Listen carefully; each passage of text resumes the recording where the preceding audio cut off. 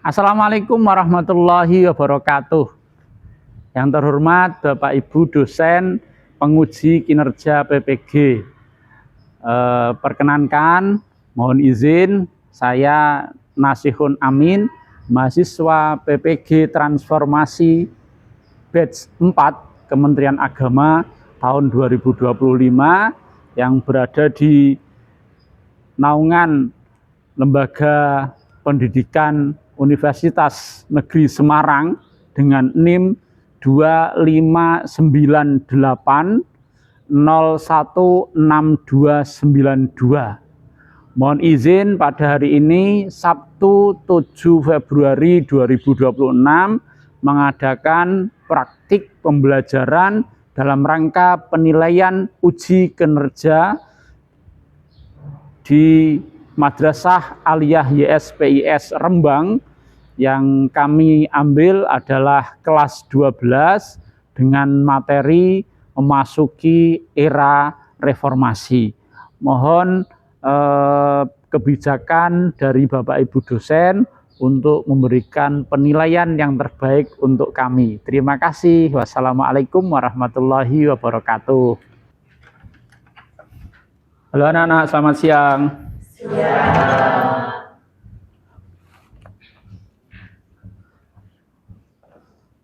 Assalamualaikum warahmatullahi wabarakatuh. Waalaikumsalam warahmatullahi wabarakatuh. Ini semangat semuanya kan ya? Tadi dapat MBG enggak? Dapat. Enak-enak menunya? Enak. Apa menunya? Telur? Ada buahnya juga? Ada. Ono sing enggak kebagian agak? Double, kalau double ada ya? Aduh, Masya Allah double. Ada yang nggak hadir? Hadir semuanya? Loh, yang kemarin sakit, izin ke saya sakit itu sudah sembuh? Alhamdulillah. Pokoknya semoga kita selalu sehat ya. Masya Allah. Di masa cuaca yang kayak gini nih harus jaga kesehatan betul.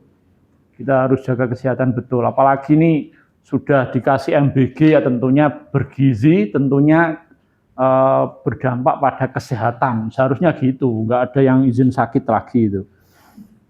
Baik, anak-anakku semuanya, kita mulai pembelajaran kita dengan berdoa. Semoga ilmu yang kita pelajari pada siang hari ini bermanfaat dan tentunya mendapatkan barokah dari Allah Subhanahu wa Ta'ala. Siapa yang mau memimpin berdoa? Oke, siap. Berdoa mulai. Bismillahirrahmanirrahim. Alhamdulillahirabbil alamin. Arrahmanirrahim. Maliki yaumiddin. Iyyaka na'budu wa iyyaka nasta'in. Ihdinas siratal mustaqim. Siratal ladzina an'amta 'alaihim ghairil maghdubi 'alaihim waladdallin. Ighfirli wa liwalidayya wa lil mu'minina amin. Terima kasih anak-anakku semuanya. Semoga dengan lantaran kita berdoa, ilmu yang kita dapat pada hari ini bermanfaat untuk kita semuanya. Amin. Ini semangat loh ya. Walaupun siang hari tetap semangat pokoknya ya. Tadi udah dapat MBG. Pada pelajaran kali ini pelajarannya mosok lali pelajaran apa ini? Sejarah. Oh iya, pelajaran sejarah. Kita akan mempelajari tentang era reformasi. Tapi sebelumnya kemarin kita telah mempelajari apa sebelum pembelajaran tentang era reformasi? Yang masih ingat? Masa Orde Baru. Masa Orde Baru itu ditandai dengan masa pemerintahan siapa? Masa Orde Baru itu ditandai dengan pemerintahnya Pak Soeharto. Nah, kali ini kita akan mempelajari tentang lanjutan cerita tentang Indonesia pada waktu itu. Adalah era reformasi. Maka 10 tahun sebelum Anda lahir, berarti Anda masih ada di kayangan macam-macam ya.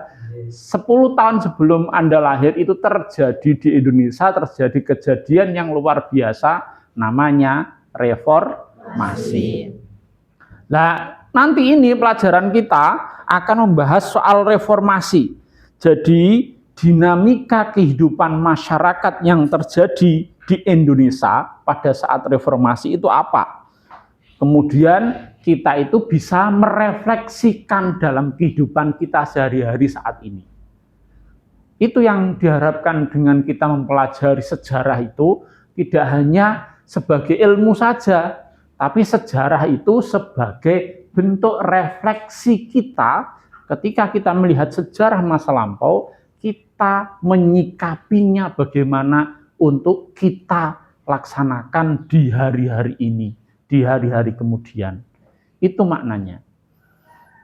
Maka kira-kira ini saya coba tayangkan sebuah video yang itu sebagai bentuk kejadian-kejadian yang berada di seputaran peristiwa reformasi.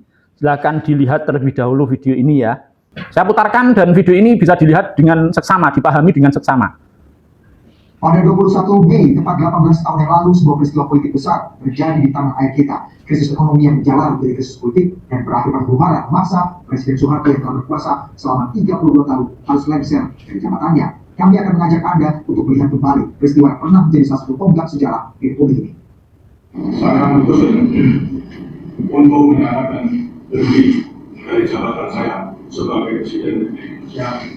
Terhitung sejak saya mengatakan kepada kami pada hari ini 21 Mei 1998. 21 Mei 1998, tepat 18 tahun yang lalu, menjadi hari yang sulit dibayangkan oleh kebanyakan masyarakat Indonesia. Saat Jenderal Besar Soeharto yang sudah berkuasa selama 32 tahun harus mengakhiri kekuasaannya. Padahal beberapa hari sebelumnya, Presiden Soeharto masih yakin bisa mengatasi keadaan. Namun, setelah 10 tahun menjadi orang nomor satu di Republik, Soeharto selalu berhasil mengatasi keamanan ataupun gerakan politik yang menentang kepemimpinannya. Namun tidak untuk kali ini. Krisis moneter pada tahun 1997-1998 berhasil membuat ekonomi Indonesia bolak-balik. Nilai rupiah terhadap dolar terus melemah, perbankan nasional kolaps, harga kebutuhan mendukung tinggi, serta hutang luar negeri membengkak. Kemarahan rakyat pun tak terbendung lagi. Krisis ekonomi dengan cepat berjalan menjadi krisis politik dan keamanan.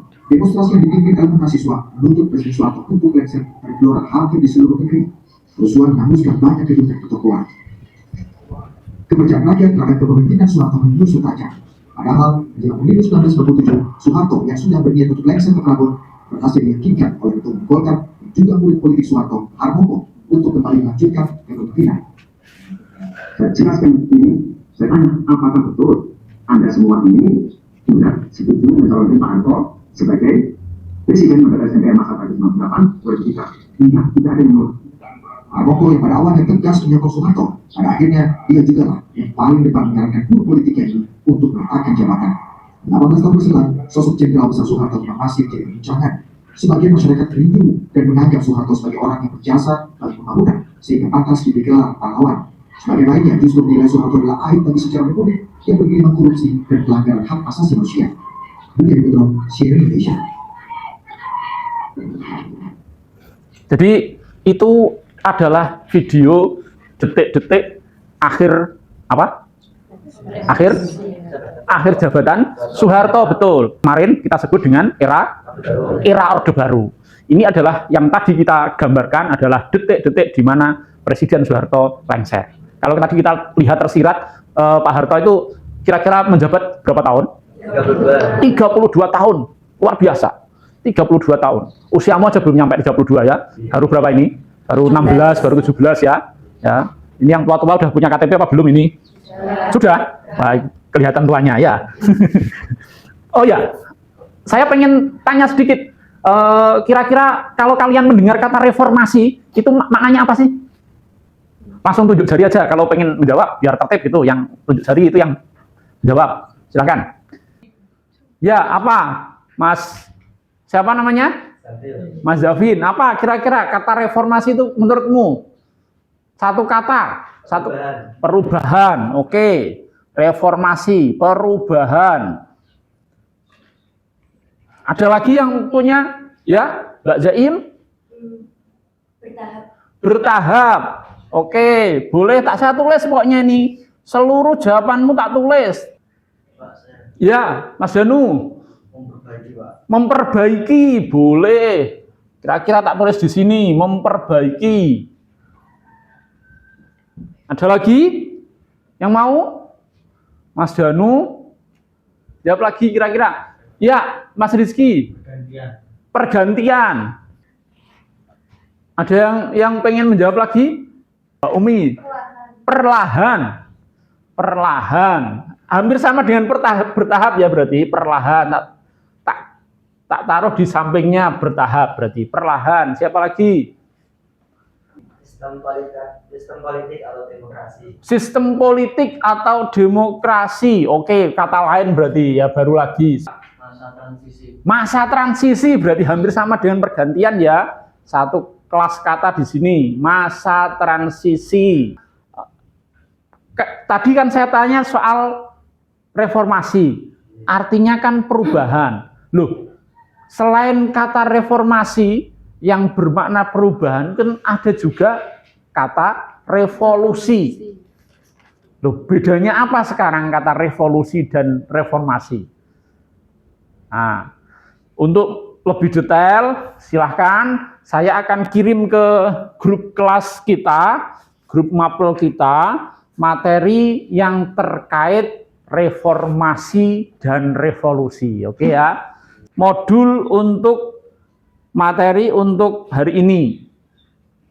Revolusi dan reformasi atau masa-masa awal reformasi. Biar nanti sampean semuanya, kalian semuanya paham bedanya reformasi dan revolusi. Filenya sudah saya kirim di grup. Materinya tentang filenya namanya sejarah kelas 12 halaman 171. Nah, mulai halaman 171 di saya itu. Ya. Silakan dipelajari. Nanti akan ketemu apa itu reformasi dan apa itu revolusi. Sama-sama soal perubahan, tapi revolusi dan reformasi itu ternyata beda. Saya beri waktu 10 menit cukup ya? Cukup ya, 10 menit ya. Tak lama kemudian. Kira-kira sudah ketemu apa makna revolusi dan makna reformasi serta perbedaannya? Siapa yang mau menjawab? Mbak Ezlin, silakan Mbak Ezlin. Revolusi itu perubahan yang cepat tetapi tidak menggunakan konstitusi pemerintahan, sedangkan reformasi perubahan yang cepat yang menggunakan konstitusi pemerintahan. Ya. Yang lain ada yang mau melengkapi atau membuat jawaban yang beda? Kurang lebihnya sama. Oh, kurang lebihnya sama. Ya, intinya memang sama-sama berupa apa? Perubahan. Sama-sama berupa adanya masa transisi. Sama-sama ada sistem politik. Sama-sama ada tahapannya. Jadi kalian tadi yang kalian sampaikan ini benar semuanya. Sama-sama memperbaiki. Tapi yang membedakan adalah kalau revolusi itu tidak harus atau tidak mesti menggunakan aturan pemerintahan. Tetapi kalau reformasi, sesuai dengan apa tadi Mbak Azlin? Menggunakan konstitusi pemerintahan. Ya, sesuai dengan aturan konstitusi pemerintahan. Saat ini sudah paham? Sudah paham? Beda reformasi dan revolusi? Revolusi itu perubahan atau pergantian sistem politik yang tujuannya untuk memperbaiki, tetapi kalau revolusi itu bisa jadi tidak memakai sistem aturan pemerintahan, tapi kalau reformasi menggunakan aturan pemerintahan. Maka peristiwa tadi yang sudah kita lihat bersama-sama itu di layar TV itu sering kita sebut sebagai reformasi. Kenapa kok kita lebih memilih pakai reformasi daripada revolusi? Karena pada peristiwa tersebut perubahannya dilakukan karena mematuhi aturan pemerintah. Iya, betul. Kita memakai kata reformasi itu karena kita ingin yang kita lakukan, perubahan yang kita lakukan itu menggunakan tata aturan pemerintahan. Bisa paham? Kenapa kok disebut reformasi? Jadi kita memilih kata reformasi itu karena perubahan yang dilakukan itu pengennya adalah menggunakan sistem aturan pemerintahan yang berlaku. Tadi Mbak Azrin menyebutkan sebagai konstitusi. Makna konstitusi dengan aturan itu ya sama. Kalau aturan dengan konstitusi maknanya ya sama. Itu. Oke, saya pengen membagi Anda ke berkelompok. Saya pengen membagi Anda secara berkelompok. Kelompoknya sederhana, nggak usah rumit-rumit. Berkelompoknya cukup dua-dua aja. Jadi yang bagian sini langsung merapat dengan sebelah kanan kirinya. Ini juga sama, merapat dengan kanan kirinya. Yang ini juga merapat dengan kanan kirinya saja. Ayo, silahkan. Diangkat aja misalnya, diangkat. Ya. Kita ketemu. Nah, saya ingin mengajak kalian untuk jalan-jalan. Jalan-jalan bukan langsung keluar kelas gitu, bukan ya. Ini saya punya link berita tentang kejadian-kejadian di seputar masa reformasi. Jadi reformasi tadi kalau di film yang sudah atau di video yang sudah saya tayangkan, kira-kira reformasi terjadi pada bulan apa? Mei tahun berapa? 1998. Nah, dari sini, dari link yang akan saya beri ini, nanti akan tergambar kegiatan-kegiatan selama bulan Mei itu. Nah, ini saya berikan kepada yang paling depan, silakan yang belakang nunut ke depan dengan menyekan link yang saya sebarkan ini ya. Ini pakai barcode, HP-nya ada barcode semuanya kan? Bisa ya, bisa membaca barcode ya. Yang belakang maju yuk. Yang belakang maju. Diangkat oleh Mbak dan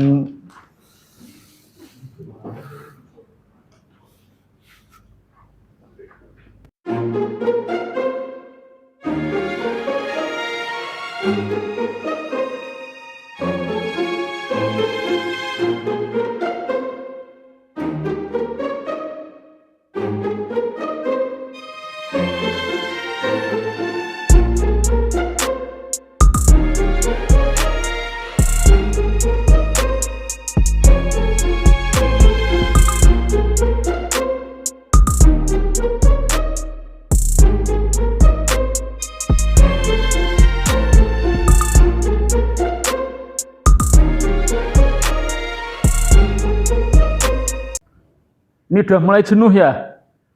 Udah mulai jenuh ya? Udah mulai jenuh?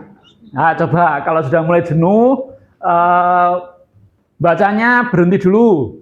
Bacanya berhenti dulu. Silakan berdiri semuanya, coba berdiri semuanya. Nah, ikuti aba-aba saya ya. Berdiri semuanya. Hadap kanan, gerak, yuk. Hadap kanan. Nah.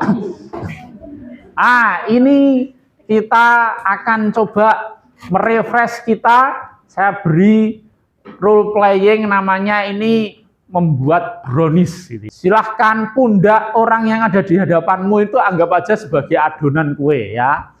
Maka aba-abanya ketika saya beri aba-aba remas adonan kue, maka remaslah pundak yang ada di hadapan Anda ya. Remas adonan kue dengan kuat. Ya, remas adonan kue dengan kuat. Potong kecil-kecil. Nah, ibaratkan Anda sedang memotong kue, potong kecil-kecil. Potong besar. Nah, semangat itu. Potong kecil-kecil. Potong besar. Oke, cukup ya. Nanti kita lanjutkan membuat lini masa. Silakan dari rentetan peristiwa yang kamu baca itu, yang sudah kamu baca itu, silahkan buatlah lini masa ke depan. Siapa yang mau maju? Siapa yang mau maju? Oke, silakan yang mengawali. Mbak Azrin mengawali. Diawali dari peristiwa pada tanggal 1 Mei. Oke. Pada tanggal 1 Mei terjadi krisis moneter. Selain krisis moneter, kira-kira apa lagi di tanggal 1 Mei itu, Mbak? Ada apa? Kira-kira? Ya, yuk. pada tanggal 1 Mei terjadi krisis moneter. Ya sebenarnya tidak hanya 1 Mei ya, sudah tahun 97 ya. Tapi terasa betul, dirasakan betul ketika tanggal 1 Mei di awal itu. Sehingga menyebabkan ekonomi rakyat anjlok. Harga-harga naik sementara rupiah, nilai jual rupiah terhadap dolar Amerika itu melemah. Boleh hanya satu. Ada lagi yang mau melanjutkan? Terima kasih Mbak Ezlin. Ada lagi yang mau melanjutkan? Siapa? Oke. Peristiwa tanggal berapa lagi kamu? Tanggal berapa? Tanggal 3. Oke, tanggal 3 terjadi apa? Gerakan mahasiswa. Oke, dimulainya ada gerakan mahasiswa.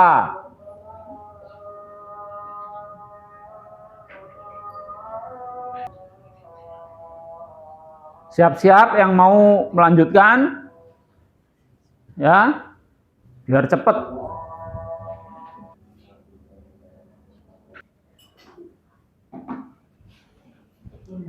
Dah.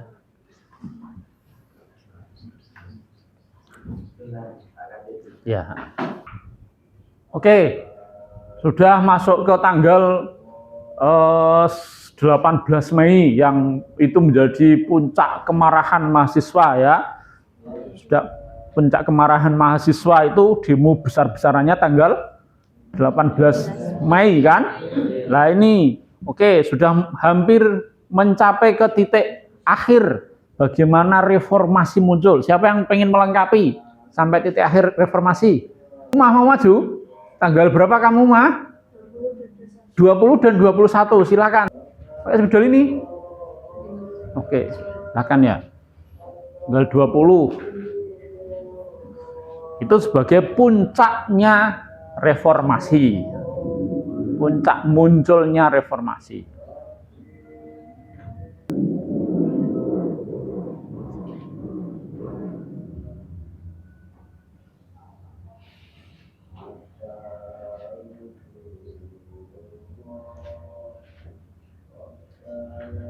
Tarik ke bawah aja nggak apa-apa, tarik ke bawah. Nah.